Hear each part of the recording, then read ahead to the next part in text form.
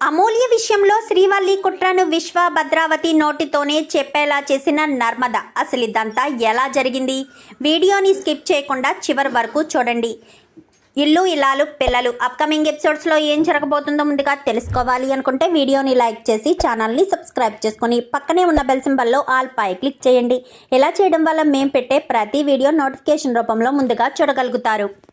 మొత్తం ఇది చూసుకున్నట్లయితే విశ్వ శ్రీవల్లి కలిసి వేసిన ప్లాన్కి అయితే ఇంకా విశ్వను కామాక్షి చూడాలని అనుకుంటారు, కానీ కామాక్షి కాకుండా ధీరజ్ అయితే చూస్తాడు. చూసి ఇంకా అక్కడి నుంచి కూడా కొట్టుకుంటూ ఇంటికి తీసుకొస్తాడు. ఇక ఈ ఇంటి వాళ్ళు ఆ ఇంటి వాళ్ళు ఇద్దరు కూడా మధ్యలో మీటింగ్ ఏర్పాటు చేసేసరికి వీడు వేరే అమ్మాయితో క్లోజ్గా తిరుగుతున్నాడు. పైగా అమ్మాయిని ప్రేమిస్తున్నాను అని చెప్తున్నాడు. మరి నా చెల్లెల్ని ఎందుకురా ప్రేమించి పెళ్లి చేసుకుని నా కుటుంబానికి దూరం చేశావు అంటూ ఇంకా ధీరజ్ నిలదీసేసరికి నా కొడుకు అలాంటి వాడు కాదు అని సేనాపతి ఇటు భద్రావతి ఇద్దరు కూడా వాదిస్తారు. ఒక్క నిమిషం అత్త, ఒక్క నిమిషం, ఇక్కడ జరిగేది మాత్రమే చూడు, కొంచెం సైలెంట్గా ఉండత్తా అంటూ ఇంకా తన అత్త భద్రావతిని మాట్లాడనివ్వకుండా చేసి ఇంకా విశ్వ అయితే అవునరా నిజమే, నేను ఆ అమ్మాయిని ప్రేమిస్తున్నాను, నీ చెల్లిని నేనే పెళ్లి చేసుకున్నాను, ఇప్పుడేంటి అంటూ మాట్లాడేసరికి ఏంటంటావేంట్రా, మరి వేరే అమ్మాయిని ప్రేమించేటప్పుడు నా చెల్లిని ఎందుకురా నువ్వు ప్రేమించి పెళ్లి చేసుకుని నా కుటుంబానికి దూరం చేశావు? నీ చెల్లిని నేను పెళ్లి చేసుకోలేదురా, దాన్ని నేను పెళ్లి చేసుకోలేదు అనగాని మళ్ళీ పెళ్లి చేసుకోలేదంటావేంట్రా, నా చెల్లెల మెడలో తాలి ఉంది కదా అంటూ విశ్వాన్ని కొట్టడానికి మళ్ళీ ముందుకొస్తాడు. అన్నయ్య వద్దన్నయ్య అని చెప్పనేసరికి ఇంకా వల్లి నవ్వుతూ ఉంటుంది. అదంతా గమనిస్తూ ఉంటుంది నర్మద. వల్లి అక్కెందుకు ఇంతెలా నవ్వుతుంది? కొంప తీసి దంతా జరగడానికి కారణం వల్లి అక్క కాదు కదా, కావాలని విశ్వను అసలు అమూల్య మెడలో ఎవరు తాలి వేసుకోమన్నారో విషయం బయట పెట్టడం కోసమే ఇదంతా ప్లాన్ చేసింది అయ్యి ఉండొచ్చు కదా. అప్పుడు ప్రేమ అన్న విషయం బయట పడిపోతుంది. అలా కాకుండా అసలు వల్లి ఏం చేసిందన్న విషయం బయట పెట్టాలి అంటే నేను రంగంలోకి దిగాల్సిందే అంటూ ఇంకా ముందుకొస్తుంది నర్మద. ఏమంటున్నారండి, విశ్వ అమూల్య ఇద్దరు ప్రేమించుకునే కదా పెళ్లి చేసుకున్నారు, మరి అలా మాట్లాడతారేంటి, తాళి తన వేయలేదంటూ మాట్లాడడం ఏంటి అంటూ మాట్లాడేసరికి చూడమ్మా నీకు తెలీదు, వాడు తాళి కట్టలేదు అంటున్నాడు అనగాని తాళి కట్టకపోతే అసలు అమూల్య మీ దగ్గరికి ఎందుకు వస్తుంది? ఇద్దరు ప్రేమించుకోకపోతే అమూల్య మెడలో అమూల్యే తాళి వేసుకుంటే కనుక మీ దగ్గరికి రావాల్సిన అవసరం ఏముంది? మీ దగ్గరకు వచ్చి అమూల్య మెడలో అమూల్యే తాళి వేసుకుందా?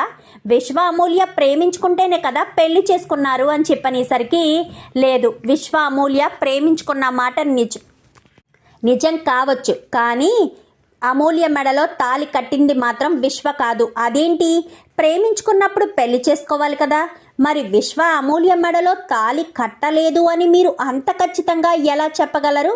అంటే విశ్వ అమూల్యను కేవలం ప్రేమ వరకే ప్రేమించాడా? పెళ్లి చేసుకునే ఉద్దేశం లేదా? మరి పెళ్లి చేసుకునే ఉద్దేశం లేనప్పుడు అమూల్య అంత అర్ధరాత్రి పూట తెల్లారితే పెళ్ళనగా విశ్వ దగ్గరికి ఎలా వస్తుంది? విశ్వ అమూల్యను ప్రేమించే ఉంటాడు కదా, విశ్వ రమ్మని చెప్తేనే కదా అమూల్య వస్తుంది. మరి పెళ్లి చేసుకునే ఉద్దేశం లేకుండా ఎందుకు రమ్మంటాడు, ఎందుకు వెళ్తుంది అంటూ మాట్లాడేసరికి లేదు, విశ్వ అమూల్యని ఎప్పటికీ ప్రేమించడు, ప్రేమించవలసిన అవసరం లేదు అంటూ ఇంకా నర్మద మాట్లాడుతూ ఉండేసరికి లేదు, విశ్వ అమూల్య ప్రేమించలేదు అంటూ ఇంకా వాదిస్తారు. వీళ్ళిద్దరూ వాదిస్తూ ఉంటే ఇంకా రామరాజుకి ఇదేంటి నర్మద వాళ్ళతో వాదిస్తుంది, ఇలా వాదిస్తుందేంటి, అసలు ఏ విషయం గురించి ఇంతెలా పట్టుపడుతుంది నర్మద అని రామరాజు సైలెంట్గా ఉంటాడు. ఎందుకంటే నర్మద ఏం చేసినా ఏం మాట్లాడినా తెలివితేటలుగానే చేస్తుంది, తెలివితేటలుగానే మాట్లాడుతుంది. సో అందుకని అనుకుంటూ రామరాజు అలా చూస్తూ ఉంటాడు. చెప్పండి, విశ్వ అమూల్య నిజంగా ప్రేమించుకోలేదా? ప్రేమించుకోకుండానే ఉన్నారా? ప్రేమించుకోకుండానే విశ్వ గురించి అమూల్య అర్ధరాత్రి పూట తన తండ్రి చూసిన పెళ్లి సంబంధాన్ని కాదని మరీ వచ్చిందా అంటూ చెప్పేసేసరికి అసలు విశ్వ అమూల్య ప్రేమించుకునే లేదు, అసలు విశ్వను అమూల్య ప్రేమించిందేమో కానీ విశ్వ మాత్రం అమూల్యను ఒక ప్లాన్ ప్రకారమే ప్రేమించాడు. ఇదంతా రామరాజు మీద ఉన్న కోపంతో మేము ఇదంతా పక్కా ప్లాన్గా చేశాము. మా ప్లాన్కి సహకరించమని వల్లిని అడిగాము. ఆ రోజు రాత్రి అమూల్య తనంతట తానుగా విశ్వ దగ్గరికి రాలేదు, వల్లి తీసుకుని వస్తేనే వచ్చింది అంటూ చెప్పేసేసరికి ఒక్కసారిగా షాక్ అయిపోతారు అందరూ కూడా. ఏంటి, విశ్వ అమూల్యను నిజంగా ప్రేమించలేదా? పక్కా ప్లాన్ ప్రకారమే చేశారా ఇదంతాను? అమూల్యకు విశ్వకు రాయబారం నడిపింది వల్లినా అంటూ వల్లి వంక చూసేసరికి వల్లికి చెమటలు కారిపోతాయి. అచ్చు బాబోయ్ ఇదేంటిది, ఇద్దరు కొట్టుకుని నా గురించి బయట పెట్టేశారు. ఈ భద్రావతి ఏంటి నా విషయం బయట పెట్టింది? నేను ఈ భద్రావతికి సహాయం చేయడమే తప్పైపోయింది. అసలు నా కోడలు ఎందుకు సహాయం చేస్తుంది? నా కోడలు వీళ్ళిద్దరి మధ్య ప్రేమ రాయబారం ఎందుకు నడుపుతుంది అంటూ ఇంకా బుజ్జమ్మ అడిగేసరికి ఎందుకు నడుపుతుందా, 10 లక్షల రూపాయలు ఇచ్చి మరీ వల్లిని ఇద్దరికి ప్రేమ రాయబారం నడపమని చెప్పాం కాబట్టే ప్రేమ రాయబారం నడిపింది అంటూ చెప్పేసేసరికి ఒక్కసారిగా షాక్ అయిపోతారు. ఏంటి, ఏమంటున్నారు అని చెప్పాను కానీ నిజం మాట్లాడుతున్నాను. ప్రేమ రాయబారం నడపమని 10 లక్షల రూపాయలు వల్లికి ఇచ్చాము అంటూ చెప్పేసేసరికి వల్లి వంక చాలా కోపంగా చూసుకుంటూ వల్లి వైపు అడుగులు వేసుకుంటూ బుజ్జమ్మ వెళ్ళి వల్లి చెంప చెల్లుమనిపిస్తుంది. చెప్పవే, నా కూతురు జీవితాన్ని నాశనం చేయడానికి నువ్వు మా అక్క దగ్గర 10 లక్షల రూపాయలు తీసుకున్నావా? చెప్పు అని చెప్పనేసరికి అది అత్తయ్య అనగానే అవునత్తయ్య, డబ్బుల విషయం అయితే నాకు తెలియదు కానీ అమూల్యకు విశ్వకు ప్రేమ రాయబారం నడిపింది వల్లినే. అసలు ఏం జరిగిందంటే విశ్వ అమూల్య ప్రేమించుకోవాలని చెయ్యాలి అన్న ఉద్దేశంతో వల్లి అమూల్య మనసులో విశ్వ వచ్చేలా చేసింది. పదే విశ్వ గురించి చెప్పడం, అలాగే విశ్వను ప్రేమిస్తే ఈ 2 కుటుంబాలు ఒకటవుతాయని, 2 కుటుంబాల మధ్య ఉన్న వైరం పోతుందని కావాలనే పక్కాగా స్కెచ్ వేసి మరీ విశ్వ అమూల్య ప్రేమించుకునేటట్టుగా చేశారు. అలా ప్రేమించుకునేటట్టు చేసిన తర్వాత అమూల్య విశ్వ ప్రేమ కంటే కన్న తల్లిదండ్రులు అన్న వదిలిన ప్రేమలే తనకు ఎక్కువ అనిపించి కావాలనే తను వీళ్ళిద్దరి మధ్య ప్రేమ రాయబారం నడిపింది అత్తయ్య గారు. విశ్వకు అమూల్య కూడా పెళ్లి చేసుకోను, నాకు విశ్వను మర్చిపోవాలనుకుంటున్నానని ఎన్నోసార్లు వల్లికి చెప్పింది. అయినా సరే విశ్వ ఫోన్ చేసి వల్లిని బయటికి తీసుకురమ్మని అమూల్య మనసు మార్చి బయటికి తీసుకురమ్మని చెప్పడంతో ఇంకా వల్లి ఆ రోజు రాత్రి కరెంటు తీసి మరీ అమూల్యను తీసుకుని వెళ్ళి విశ్వకు అప్పగించింది. విశ్వ తాళి కట్టే ఆలోచన లేదు, ఎందుకంటే ఒక రాత్రంతా రామరాజు కూతురు నాతో గడిపింది. విశ్వ అమూల్యను తీసుకువెళ్ళి ఆ రోజు రాత్రంతా నువ్వు నాతో ఉన్నావని అందరినీ నమ్మిస్తానే, అప్పుడు మీ నాన్న పరువు పోయి గుండాగి చస్తాడు. అదే నాకు కావాలి. అప్పుడే నేను అనుకున్నది సాధిస్తాను, మా అత్తకిచ్చిన మాట నెరవేరుస్తాను అంటూ చెప్పేసేసరికి ఇంకా ఏం మాట్లాడాలో అర్థం కాదు. ఇంకా అందరి అలా చూస్తూ ఉంటారు. ఇదంతా అని చెప్పాను కానీ ఇదంతా అమూల్య మాకు చెప్పింది, కానీ మేము చెప్పడానికి మీరు అసలే బాధలో ఉన్నారు. ఈ విషయం చెప్పలేక మేము సైలెంట్గా ఊరుకున్నాం. కానీ ప్రేమ రాయబారం అంతా నడిపింది వల్లినే. వల్లే అమూల్య జీవితం ఇలాంటి పరిస్థితికి వచ్చింది అంటూ చెప్పడంతో ఇంకా రామరాజు అయితే చాలా సీరియస్ అయిపోతాడు. అసలు మీకు బుద్ధి జ్ఞానం ఉందా? ఆడపిల్ల జీవితాన్ని నాశనం చేస్తారా? ఆడపిల్ల బ్రతుకంటే అంతలోకమైపోయిందా? నీ కొడుకు నా కూతురు నా ఇంటి వారసురాల్ని నా మేనకోడల్ని లేపుకుని పోలేదా అనగానే వాళ్ళిద్దరూ ప్రేమించుకున్నారు, పెళ్లి చేసుకున్నారు, ఇప్పుడు ఎంతో సంతోషంగా ఉన్నారు. అయినా నేను మా అత్తవారింట్లో సంతోషంగా లేనని ఎవరు చెప్పారు అత్త? నేను ధీరజ్ని పెళ్లి చేసుకుని చాలా సంతోషంగా ఉన్నాను. ధీరజ్ నా నుంచి దూరం కాడు. ధీరజు నేను ఎంతో ఇష్టంగా ఉన్నాము. అలాంటి తప్పుడు నన్ను ధీరజ్ నుంచి వేరు చేయాలని ఎలా చూస్తారు? ధీరజు నేను విశ్వ ఇద్దరూ ప్రేమాయణం ఒకటేనా? నేను ధీరజ్ని ఏ ప్లాన్ ప్రకారం ప్రేమించలేదు, కానీ విశ్వ కావాలనే ఒక ఆడపిల్ల మనసుతో ఆడుకుని ఒక ఆడపిల్ల జీవితాన్ని ఇంత దారుణంగా మోసం చేస్తాడని అస్సలు అనుకోలేదు. విశ్వ చేసింది ఎప్పటికీ తప్పే అత్త.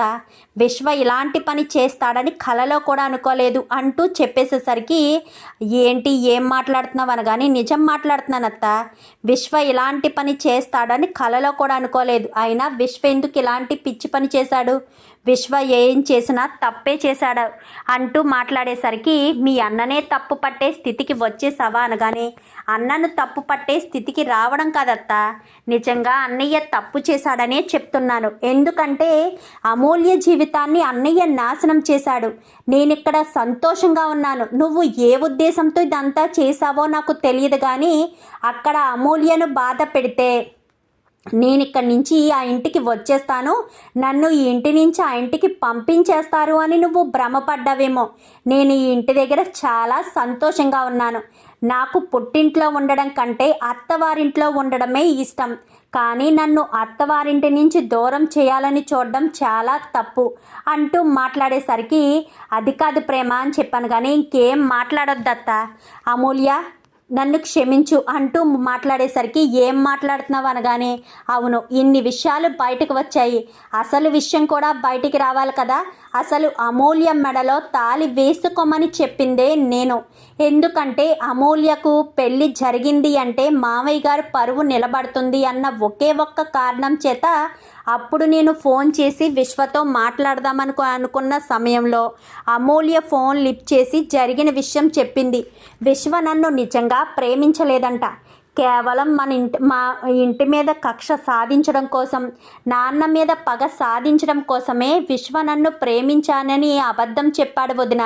నేను బ్రతకను వదిన, నేను ప్రాణాలు తీసుకుంటాను. నాన్న పరువు పోయే పని నేను ఎప్పటికీ చెయ్యను. నాన్న నా వల్ల చాలా బాధపడతారు. ఇప్పుడు నాన్న పరువుని నేను తీయలేను. పెళ్లి పీటల మీద అలాగా ఆగిపోతుంది. ఇంకా నా ప్రాణాలు తీసుకుంటానని అమూల్య ఏడ్చేసరికి, మీ నాన్న పరువును కాపాడాలంటే నువ్వు ఒక పని చేయాలి. నువ్వు ప్రాణాలు తీసుకున్న రామరాజు గారి కూతురు తప్పు చేసి ప్రాణాలు తీసుకుంది అని అందరూ నింద వేస్తారు. మామయ్య గారు నువ్వు చనిపోయినా ప్రాణం పోయినా కానీ నీ మీద నింద పడడం మాత్రం పోదు. సో నేను చెప్పినట్టు చెయ్యి అంటూ నేను తనకి సలహా ఇచ్చాను. విశ్వ తీసుకొచ్చిన తాళిబొట్టిని తన మెడలో తనే తాళి కట్టుకోమని చెప్పాను. ఆ తాళిని అందరి ముందు చూపిస్తే నీకు విశ్వకు పెళ్లి జరిగిందని అందరూ నమ్ముతారు. అప్పుడు మామయ్య గారికి పరువు పోదు. పెళ్లి చేసుకున్నావని మామయ్య గారు బాధపడినా రామరాజు గారి కూతురు పెళ్లి చేసుకుంది అని అంటారే తప్ప, ఒక రోజు వేరే మగవాడితో రాత్రంతా గడిపింది అన్న నింద అయితే రాదు అమూల్య అంటూ నేను సలహా ఇవ్వడం వల్లే అమూల్య తన మెడలో తనే తాళి కట్టుకుంది. మావయ్య తప్పు చేసింది నేను, క్షమించండి. ఎందుకంటే అప్పుడు నాకు ఆ పరిస్థితిలో వేరే ఆప్షన్ కనిపించలేదు. మీ పరువు నిలబెట్టాలి, అమూల్య ప్రాణాలు కాపాడాలి. అమూల్య ప్రాణాలు కాపాడాలి అంటే ఖచ్చితంగా ఇదొక్కటే నాకు దారి కనిపించింది. అందుకోసమనే ఇంకా నేను తప్పని పరిస్థితిలో ఇలాంటి నిర్ణయం తీసుకోవాల్సిన పరిస్థితి ఏర్పడింది అంటూ చెప్పేసేసరికి, మరి ఇప్పుడు ఏం చేద్దామనుకుంటున్నారు అని చెప్పాను. కానీ నన్ను క్షమించండి, తప్పు చేశాను అంటూ ఇంకా ప్రేమ అందరి ముందు చెప్తుంది. చెప్పేసేసరికి, ఎంత జరిగిందా యారా దుర్మార్గుడా, ఒక ఆడపిల్ల జీవితాన్ని పగ కోసం పంతాల కోసం నాశనం చేస్తావా? అసలు నీకు బుద్ధుందా భద్రావతి? నువ్వు కడుపుకు అన్నమే తింటున్నావా? అక్కడ నీ చెల్లెల భర్తకు ఏదైనా జరిగితే నీ చెల్లెలు పసుపు కుంకాలు చెరిగిపోవా? అంటే జీవితాంతం నువ్వు పెళ్ళి కాకుండా ఒంటరిగా ఉన్నట్టు నీ చెల్లికి పసుపు కుంకాలు దూరమయ్యి ఒంటరిగా ఏడవాలి అన్న ఉద్దేశం అనేది. అసలు నువ్వు మనిషివేనా? మనిషి జన్మెత్తిన దానివేనా? ఈ రకంగా ఎవరైనా ఉంటారా? అసలు నీకు బుద్ధి జ్ఞానం ఉందా అంటూ ఇంకా భద్రావతి వాళ్ళ పెద్దమ్మ తిట్టేసేసరికి, వాడు నా చెల్లెల్ని నా నుంచి దూరం చేయడం వల్ల నేను ఇన్ని సంవత్సరాలు పెళ్ళి పెటాకులు లేకుండా ఉన్నాను. మా నాన్న చనిపోయాడు, ఇవన్నీ నష్టాలుగా కనిపించట్లేదా పెద్దమ్మ నీకు అనేసరికి, జరిగిపోయింది ఏది తిరిగి రాదు. మీ నాన్న చనిపోయాడంటే మీ నాన్న ఆవేశంలో తీసుకున్న నిర్ణయం. కూతురు ఎక్కడున్నా సంతోషంగా ఉంది అని మీ నాన్న ఊరుకోవచ్చు కదా. ఊరుకోవడం మానేసి పంతాలకి పోయి పట్టింపులకు పోయి మీ నాన్న తొందరపాటు నిర్ణయం తీసుకున్నాడు. మీ నాన్న తీసుకున్న నిర్ణయమే నువ్వు సమర్థిస్తున్నావా? నీ చెల్లెల జీవితం నాశనం అయిపోవాలని కోరుకుంటున్నావా? అక్కడ రామరాజు కింద నుంచి పైకి వచ్చాడు, రూపాయి రూపాయి పోగేసుకుంటూ కష్టపడి ఈ స్థాయికి వచ్చాడు. మరి అలాంటి రామరాజుని నువ్వు బాధ పెట్టి తన కూతుర్ని తన నుంచి దూరం చేసి ఈ రకంగా చెయ్యాలనుకోవడం ఎంత పెద్ద పొరపాటు, ఎంత పెద్ద తప్పు. అది నువ్వు అర్థం చేసుకుంటున్నావా? నీకు ఇవేమీ అర్థం కాదు. ఎంతసేపు పగ పంతాలు అంటూ ఒక ఆడపిల్ల జీవితాన్ని నాశనం చేస్తావా? యారా దుర్మార్గుడా, నీకు అసలు బుద్ధి జ్ఞానం ఉందా?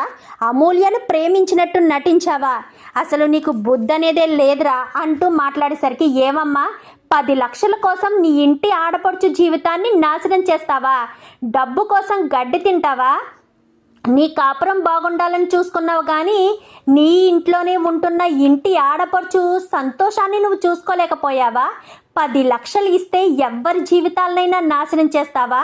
అసలు ఎలాంటిది ఎక్కడ దొరికింది రామరాజు? ఇంటి కోడలుగా తీసుకొచ్చావు, పైగా ఇంటి పెద్ద కోడలంటూ ఎప్పుడెప్పుడు మాట్లాడుతూ ఉంటుందంట కదా. ఇంటి పెద్ద కోడలుగా చేయవలసిన పనులు ఇవేనా? ఇంటి పెద్ద కోడలు చేయవలసిన కర్తవ్యం ఇదేనా అంటూ ఇంకా భద్రావతి పెద్దమ్మ మాట్లాడేసరికి రామరాజు అయితే కుప్ప కూలిపోయినట్టు అయిపోతాడు. నాన్న అంటూ అమూల్య వెళ్ళి పట్టుకుంటుంది. కేవలం నీ పరువు కాపాడడం కోసమే తాళి మెడలో వేసుకున్నాను కానీ వేరే ఉద్దేశంతో కాదు నాన్న, నన్ను అర్థం చేసుకోండి నాన్న అంటూ చెప్పేసేసరికి, నా కూతురు ఎప్పటికీ అన్యాయం చేయదు, నా కూతురు ఎప్పటికీ మోసం చేయదనే నమ్మకం నాకుంది, నువ్వు తప్పు చేయవనే నమ్మకం నాకుందమ్మా అమూల్య అంటూ చెప్పేసేసరికి, నువ్వైనా అర్థం చేసుకున్నావు నాన్న, నేను తప్పు చేయలేదని. నా కూతురు గురించి నాకు తెలీదా? మొదటి నుంచి కూడా నువ్వు ఎలా ఉన్నావో ఏం చేస్తున్నావో అన్నీ నాకు తెలుసు కదా. ప్రతి క్షణం నీ గురించి నేను ఎప్పుడూ ఆలోచిస్తూనే ఉంటాను. నువ్వేంటో నీ మనస్తత్వం ఏంటో నాకు తెలీదా అంటూ ఇంకా రామరాజు అయితే కూతుర్ని దగ్గరికి తీసుకునేసరికి, రామ మన ఇంట్లోకి వెళ్దామని ఇంకా అందరినీ కూడా తన భుజం మీద చేయి వేసుకుని రామరాజు అయితే లోపలికి తీసుకొచ్చేసేసరికి అది కాదు తీసుకురావడంతో ఇంకా అక్కడి నుంచి అందరూ కూడా వెళ్ళిపోయేసరికి ఇంకా విశ్వను లోపలికి తీసుకెళ్ళి చెంపలు వాయగొడతారు. ఇంకా అమూల్య అయితే లోపలికి వచ్చి నాన్న అంటూ పట్టుకుంటుంది. నువ్వు తప్పు చేయవమ్మా, నువ్వెందుకు ఏడుస్తున్నావు? నీ స్థానం కాళ్ళ దగ్గర కాదు, గుండెల దగ్గర. నువ్వు నా చిన్న కూతురివి, మా అమ్మవి నువ్వు. మా అమ్మ తప్పు చేస్తుందా? తప్పు చేసే మనిషి మా అమ్మ కాదు అంటూ మాట్లాడేసరికి తెగ సంబరపడుతూ ఇంకా రామరాజు అయితే చాలా సంతోషపడతాడు. ఇంకా ప్రేమ తప్పు చేశానని క్షమాపణ అడిగేసరికి, నువ్వు తప్పు చేయలేదమ్మా, ఇంటికి చిన్న కోడలువైనా సరే నా పరువు కాపాడాలని చూసావు, నా గౌరవాన్ని నిలపాలని చూసావు. ఇంటి ఆడపడుచు జీవితం ఎక్కడ నాశనం అయిపోతుందో, ఇంటి ఆడపడుచు జీవితం నాశనం అయిపోతే అది మళ్ళీ నాకు ఈ ప్రాణానికి ప్రమాదం ఏర్పడుతుంది అన్న ఒకే ఒక్క కారణం చేత నువ్వు ఈ రకంగా చేశావు. నాకు చాలా చాలా సంతోషంగా ఉంది అంటూ రామరాజు ప్రేమనైతే మెచ్చుకునేసరికి ఇంకా అందరూ లోపలికి వచ్చేస్తారు కదా. వల్లి గుమ్మంలో ఉంటుంది. లోపలికి వస్తూ ఉండగా, ఆగు వల్లి అంటూ ఒక కేక గట్టిగా వేసేసరికి వల్లి కాస్త ఆగిపోతుంది. అలా ఆగిపోయిన వల్లి లోపలికి రావాలా వద్దా అని అక్కడే నిలబడేసరికి, చందు అని చెప్పాను కానీ అలాగే నాన్న అంటూ ఒకే ఒక్క మాట మాట్లాడతాడు రామరాజు. చందు వంక అలా చూసేసరికి చందు లగేజీలన్నీ కూడా తీసుకొచ్చి రామరాజు చూస్తుండగానే వల్లి మీదకి విసిరేస్తాడు. అది కాదు బా అనగానే, నీకు ఈ ఇంటికి ఎటువంటి సంబంధం లేదు. ఎప్పుడైతే ఆఫ్టర్ ఆల్ 10 లక్షల కోసం నా చెల్లెల జీవితాన్ని తీసుకెళ్ళి నడి రోడ్డు మీద నిలబెట్టావో, ఆ విశ్వగాడికి నా చెల్లెలికి మధ్య ప్రేమ రాయబారం నడిపావో, అప్పుడే నువ్వు ఈ ఇంటి కోడలుగా చనిపోయావు. ఈ ఇంటి పెద్ద కోడళ్ళంటూ ప్రతి విషయంలో తల దూరుస్తావు కదా. మరి ఇంటి పెద్ద కోడలుగా ఏం చేయాలో ఏం చేయకూడదో నీకు తెలీదా? ఇంటి పెద్ద కోడలు ఏ రకంగా ఉండాలో నీకు తెలీదా? తెలియకుండానే ఇలాంటి పిచ్చి పనులు చేసావా అంటూ ఇంకా చందు మాట్లాడేసరికి, అది కాదు బా అని చెప్పాను కానీ, నోర్మి, ఇంకొకసారి నీ నోటితో నన్ను పిలిచావంటే మాత్రం మర్యాద దక్కదు. ఇంకొకసారి నీకు చెప్పను, పదే పదే నువ్వు ఇంటి గడప తొక్కడానికి వీల్లేదు, ఈ ఇంటి దరిదాపుల్లో కూడా ఉండడానికి వీల్లేదు. నువ్వు నీ మనస్తత్వం ఏంటో నాకు క్లియర్గా అర్థమైపోయింది. ఈ రోజుతో నీకు నాకు ఎలాంటి సంబంధం లేదు. ఎన్ని మోసాలు చేసినా, ఎన్ని దుర్మార్గాలు చేసినా, ఎన్ని తప్పులు చేసినా నువ్వేంటో తెలుసుకోలేకపోయాను. అందుకనేనా ఆ రోజు వాళ్ళిద్దరూ పార్కులో కనిపించారు అన్న విషయం మా నాన్నకు చెప్తాను అంటే వద్దు, చెప్పొద్దు అంటూ మాట్లాడావు. ఎందుకంటే చెప్తే ఎక్కడ నీ బండారం బయట పడిపోతుందో, అలా బయట పడిపోతే ఎక్కడ నువ్వు వీళ్ళిద్దరి మధ్య ప్రేమ రాయబారం ముగిసిపోతే ఆ డబ్బులు తిరిగి ఇవ్వాల్సిన పరిస్థితి వస్తుందో అని ప్లాన్ ప్రకారమే నా నోరు మూయించేసావన్నమాట. పైగా మా నాన్న ప్రాణాలు తీసుకుంటాడు, అమూల్య ప్రాణాలు తీసుకుంటుంది అంటూ పెద్ద గొప్పలు చెప్పుకుంటూ వచ్చావు కదా అని రామరాజు అయితే చందు అయితే అనేసరికి అది కాదు బా, నేను చెప్పేది విను బా అంటూ ఎంతో నచ్చ చెప్పడానికి ప్రయత్నిస్తుంది. నువ్వెంత నచ్చ చెప్పినా ఏం చేసినా కానీ నేను అస్సలు ఊరుకోను. నువ్వు పదే పదే నా జోలికి రావద్దు, నా ఇంటి దరిదాపుల్లోకి కూడా రావద్దు. నా ఇంటి దరిదాపుల్లోకి వచ్చావంటే మాత్రం మర్యాదగా ఉండదు అంటూ రామరాజు ముందే చందు చెప్పేసేసరికి మామయ్య గారు, నేను చేసింది తప్పే అనగానే, నువ్వు చేసింది ఒక తప్పు కాదు వల్లి అక్క, తప్పుల మీద తప్పులు చేస్తూనే ఉన్నావు. నువ్వు ఇంట్లో అడుగు పెట్టడమే మోసంతో అడుగు పెట్టావు. పోనీ పెళ్లి గురించి ఏదో అబద్ధం చెప్పావు అనుకుంటే ప్రతి ఒక్కటి అబద్ధాలు చెప్పుకుంటూనే పోయావు కదక్క. ఇంట్లో గొడవలు పెడుతూనే ఉన్నావు కదా, మోసాలు చేస్తూనే ఉన్నావు కదా. అక్కడితో ఆగేవా? ప్రేమ నగలు దొంగతనం చేసి తిరుపతి బాబాయ్ మీద పెట్టావు, తిరుపతి బాబాయ్ మీదకి నెట్టేశావు. తిరుపతి బాబాయ్ ఏమో పాపం, ఎవరైనా అమ్మాయే కదా, మళ్ళీ మా బావ నన్ను కొట్టినా నేను తట్టుకోగలను, ఆడపిల్లని ఎందుకులే ఇబ్బంది పెట్టడం అని తిరుపతి బాబాయ్ ఒప్పుకున్నాడు అంటూ మాట్లాడేసరికి అది కాదు ప్రేమ, అది కాదు నర్మదా అని చెప్పాను. కానీ ఇంకేం వద్దక్క, నువ్వు చెప్పడం మేము వినడం అన్నీ అయిపోయాయి. అబద్ధాలు చెప్పి చెప్పి మోసాలు చేసి చేసి నీకు అలవాటైపోయిందేమో కానీ మాకు అలవాటు కాలేదు. మేమైతే ఇంకా మేము ఏమీ చెప్పలేము. బావగారు మీ ఇష్టం, మీ నిర్ణయం ప్రకారమే జరిగించండి, మాకైతే ఏ సంబంధం లేదు, మేమైతే ఏమీ మాట్లాడలేము కూడా అంటూ రామరాజు ముందే నర్మదా ఇటు ప్రేమ మాట్లాడేసరికి చందు అవి బయటికి విసిరేసి తలుపు వేసేసి వచ్చేసాయి. ఈ ఇంటితో తనకు మనకు ఏ సంబంధం లేదు, తొందరలోనే విడాకుల కాగితాలు వస్తాయని చెప్పు. స్ట్రాంగ్ రీజన్ ఉంది. అబద్ధాలు చెప్పి మోసాలు చేశారనేది ఒకటైతే, నా కూతురి జీవితాన్ని నాశనం చేయడం కోసం ఎదిరింటి వాళ్ళ దగ్గర 10 లక్షల రూపాయలు లంచం తీసుకుని మరీ నా కూతురి జీవితాన్ని నాశనం చేశారు అని పూర్తి సాక్ష్యాలు నేను చెప్పగలను. నా కూతురే దానికి సాక్ష్యం అంటూ చెప్పేసేసరికి అది కాదు మామయ్య గారు, ఒక్కసారి నేను చెప్పేది వినండి ప్లీజ్ మామయ్య గారు, నా మాట వినండి మామయ్య గారు అంటూ ఎంతలా చెప్తున్నా కానీ వినిపించుకోకుండానే రామరాజు అక్కడి నుంచి వెళ్ళిపోతాడు. అక్కడి నుంచి వెళ్ళిపోయేసరికి ఇంకా ఏం చేయాలో ఏం మాట్లాడాలో అర్థం కానీ వల్లి అయితే అక్కడే కూర్చుని ఏడుస్తూ ఉంటుంది. ఎవ్వరూ పట్టించుకోరు, ఎవ్వరు కూడా, ప్రేమ కానీ నర్మద కానీ సాగర్ కానీ ధీరజ్ కానీ. ఎందుకంటే అందరూ కూడా వల్లి చేసింది తప్పేనే అనుకుంటారు. ఒక ఆడపిల్ల జీవితం, అది ఇంటి ఆడపడుచు జీవితం 10 లక్షల రూపాయలకి వాళ్ళ కాళ్ళ దగ్గర పెట్టేస్తే ఎవరు మాత్రం క్షమిస్తారు? వల్లి కుట్రలు కుతంత్రాలు అన్నీ బయటికి వచ్చేస్తాయి. ఒకటి కాదు రెండు కాదు, తను చేసిన తప్పులన్నీ కూడా ఒక్కొక్కటిగా అన్నీ బయటికి వచ్చేసేసరికి రామరాజు అయితే వల్లిని క్షమించకూడదు అని గట్టిగా నిర్ణయం తీసుకుంటాడు. చూద్దాం మరి రాబోయే ఎపిసోడ్స్లో ఈ రకంగానే జరిగి వల్లి చేసిన కుట్రలన్నీ బయటికి వచ్చి ప్రేమ చేసింది తప్పు కాదని, వల్లియే తప్పులు చేసిందని, వల్లి నిజస్వరూపం బయటికి రావాలని మీరు కూడా కోరుకుంటే వీడియో నచ్చితే లైక్ చేసి ఛానల్ని సబ్స్క్రైబ్ చేసుకోండి. పక్కనే ఉన్న బెల్ సింబల్లో ఆల్ పై క్లిక్ చేయండి. Thank you for watching.